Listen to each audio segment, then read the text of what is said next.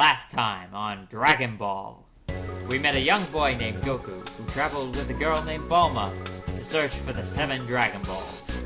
They traveled far and wide, facing shapeshifters, bandits. They stopped the balls from falling into the wrong hands.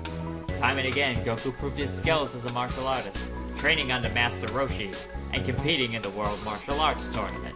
He single-handedly defeated the Red Ribbon Army, and then the plot kind of falls apart because they cut out a lot of stuff in Advanced Adventure to condense the plot, and then skip the last arc, which wouldn't make any sense because of the things they cut out, and then it's just, you know what, I'll bring you up to speed and fill in the gaps as we go.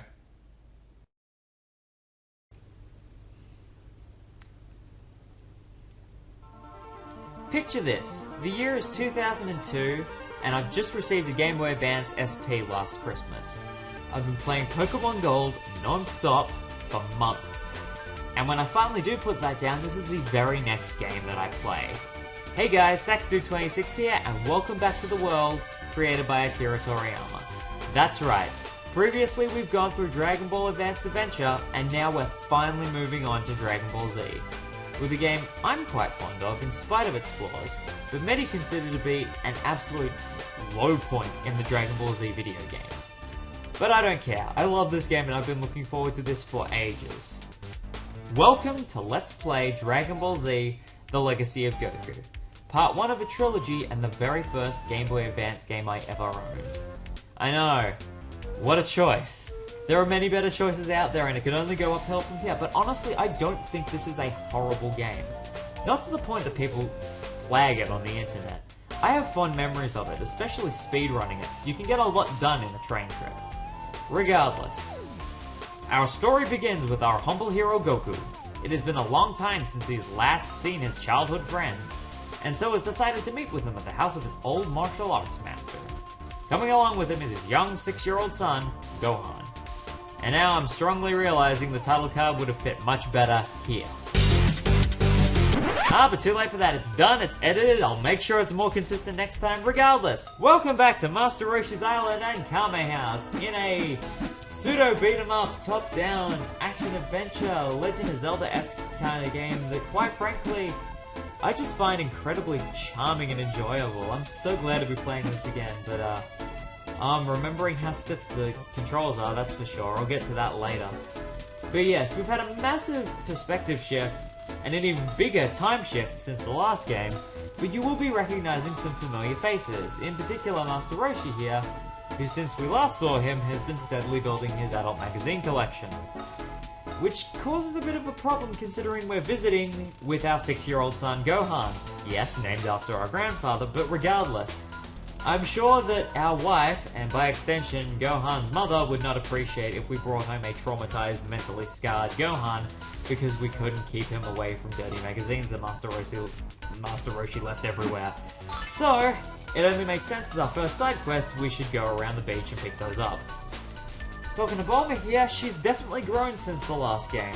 Granted, her portrait art is different to her sprite art, but they do a decent job taking snaps from the anime and making portrait art of them, and the sprite work is really good in this game. They do a very good job of capturing the appearance and the personality of the characters that you're interacting with. And, like, you talk to Turtle 3 times and he falls asleep. That is just... it makes me so happy. It's a magical thing. But yes, going around Master Roshi's Island, cleaning up this magazine-filled mess, and getting remarks from Goku as we examine and walk past things. It's a nice touch. I like how it kind of helps build that whole role-playing thing by having Goku talking about things that are nearby to him. Oh yeah, I forgot to mention, this game is technically an RPG. We've got experience, we've got levels, we've got abilities that we learn as we go, HP, an energy bar, key to be fair in this one, even quests. Hence the side quest to find all the dirty magazines, which we're pretty much done. Oh my goodness. I've gone through the whole island without even addressing the Krillins here. +1 for the own count, I guess. Anyway, handing Master Roshi back his adult magazines. And we got a Zenzu Bean. An important item in this universe because it is effectively a full restore. It's a healing item which we would normally get from Korin, but never came up in Dragon Ball Advanced Adventure. They did exist in that part of the plot that just didn't come up in this. We also got some herbs, 350 experience, and we have reached level 2. And now the plot is going to go down the toilet and out to sea. Meet Raditz, everyone. He refers to Goku by Kakarot. Because not only is he our brother, we're both part of an alien race known as the Saiyans. You may remember from Dragon Ball, Goku had a tail. I'll get back to that, but Goku doesn't have it anymore, and Gohan does. Raditz tells us that we were originally sent here to conquer Earth. But our good nature got the best of us, and we no longer have a tail. Our son has a tail, and he's easily persuadable in Raditz's eyes, so he's being kidnapped. Fantastic. Hi, Piccolo!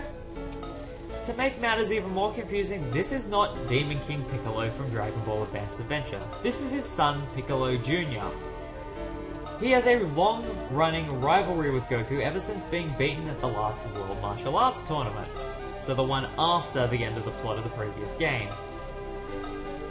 Piccolo does not see being able to face Goku and beat him as a possibility when someone like Raditz, who seems more powerful than both of them, is in the picture.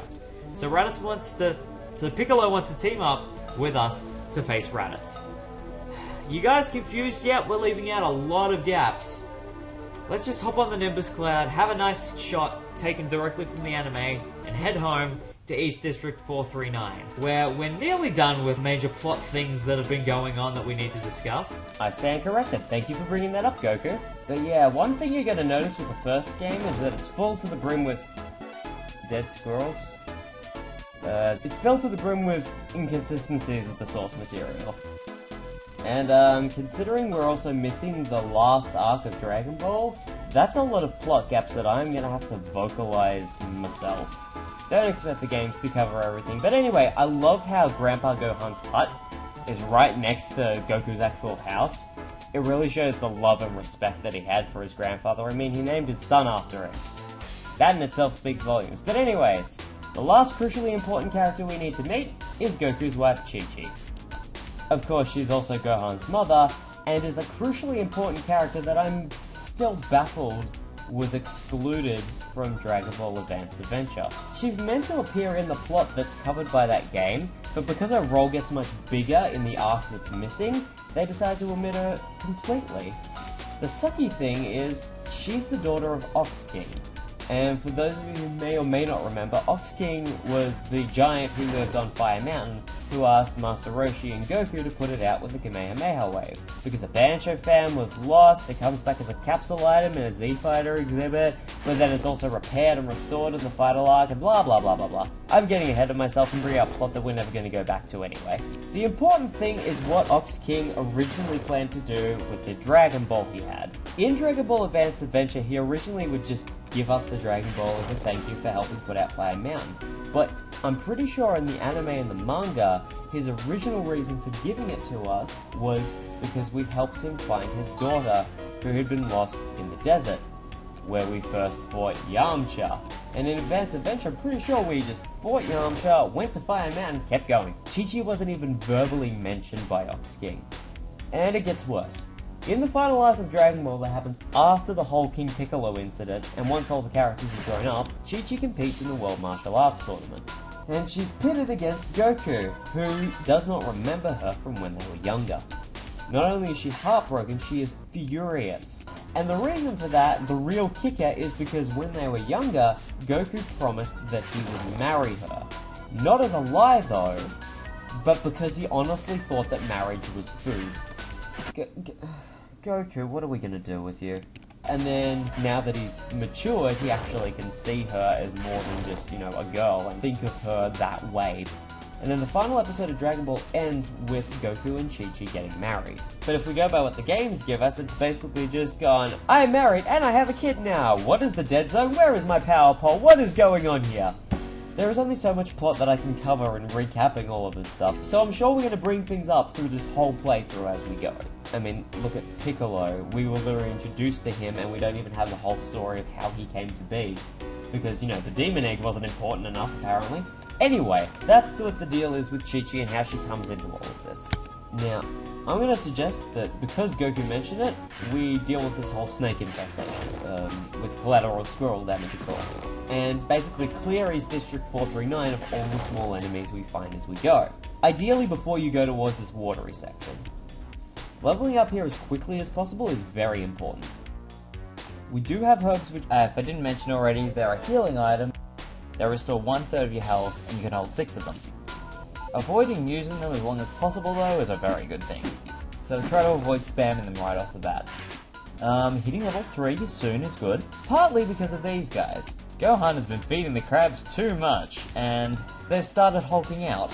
So now's a really good time to learn how the combat actually works. As you may have been noticing, my Ki Blasts are pretty dinky at the moment. If I charge energy into them, they go a lot further. But if I want to rapid fire them, they just kind of dissolve after 1.5 meters, all right at my feet. Now on top of that, spamming attacks at enemies is not the best either. You may have heard that clicking sound. The way the hits register in this game is that if you attack too quickly, they cancel out. Successful hits trigger an invulnerability period, and if you don't charge enough energy into the Ki Blast, the same thing can happen. If you hear that bang noise, you're golden. And we hit level 3. We're already off to a good start. Now in terms of the hitboxes, you really want to learn to balance your attacks. I find the best timing is to attack only every 1.5 seconds. For example, one way to space attacks out is to charge energy into your Ki Blasts. So that way they don't fizzle out before they hit an enemy, but you're also spacing out the attacks so they actually register. It's a tricky combat system to learn, and I know a lot of people complain about it, but it isn't really that flawed. Once you learn that simple trick, dealing with enemies becomes a lot easier. And look, we can already handle a crab in 3 hits. Oh, and although this is an RPG, leveling up in the first game is very linear. There's no, oh, I'll buff up my strength if I only use melee, or my magic stat will get higher if I only use ki. There's no advantage to using energy blasts instead of melee attacks, at least not in the first game. There's no reason to really have a bias, but I will say once I start getting some different attacks, the ki blasts are going to get used a whole lot. The main reason I use regular ki blasts in this game is just to generate threat and draw an enemy towards me. Yeah, so at this point I use them to keep my distance, and then wait for someone to walk towards me so I can just biff it in the face, especially with slower enemies. Once he runs at me, I can just punch him and he's done. And once you learn the timing of this game, you do get the hang of the combat quite quickly, but yeah, I cannot deny the combat gets way better in 2 and 3. Ki Blasts become my go-to attack actually in 2. It's amazing how much you can spam Ki Blasts. It actually reminds me of when they spam energy blasts in the anime. It's really satisfying. Now before we go up to that area where the Zenzu Bean is, I want to suggest you look for any other snakes that are left and take them out first. So I think we take out this last snake here. Maybe one more behind the pillar. Okay, that's it. When you go up these stairs, you want to be very ready. Be prepared to use herbs if you take damage from anything, because behind these blocks is the enemy I've been most worried about early game. The wolves. At this point, they can kill you in 3 hits. What you just saw me do there was flying. I use it with the R button. I'll explain how it works in a minute, but you have very limited charges, so I'll see what I can do. Because these wolves are deadly. I know it doesn't look like it now because I only took a dinky amount of health, but if I can't get him in a better position to hit him... Come on, really? Good, my punch registered instead of his, and I've hit level 4. I would not suggest leaving this map area before hitting level 4, but regardless. Flying. You use it by hitting the R key, and select brings up your flight charge. As you would have seen further up this way, I'm actually going to keep walking to show it on screen. There's a green orb over here. That is a flight charge. They come in 3 different colours, green, yellow and orange, and each one restores 5, 10 and 15 charges of your flight meter, respectively. This is the only game that actually gives you free control of your flying mechanic, and the charges go out very quickly. Admittedly, most of the use you get out of the flight in this game is based around navigating the map, travelling to higher areas you can't walk to, this incline here, or the diagonal inclines over here. A lot of the areas you need to travel between are actually at different heights. They start coming up a lot more in the next map area, and you're going to be seeing a lot. Spam the flight charges throughout the area so that you're not without the ability to fly. But yeah, as I was saying, quests in the later areas really make this mechanic mandatory. You know, this wolf is going to give me trouble, and that snake attacked me. But yeah, once you get to level 4, dealing with wolves, much easier. I would suggest above all else, Ki Blasts are good for enemies that are slow. If you're dealing with wolves, I would strongly suggest that you just Deck them the schnoz. And if you're not too comfortable with the level you're at now, one nifty thing you can do is leave this area, then come back and all the enemies and items will have respawned. Remember, you can only carry 6 herbs and 3 Zenzu beans, so if you want to max out now early game, pretty good time to do it. But yeah, now that we're level 4, there's nothing stopping us from heading into the Dino Forest. As Goku travels to the mountains in pursuit of his brother, will he rescue his son, or will he be bombarded by side quests and Dragon Ball Z? Stay tuned, when I promise I'll fix these title cards for next time.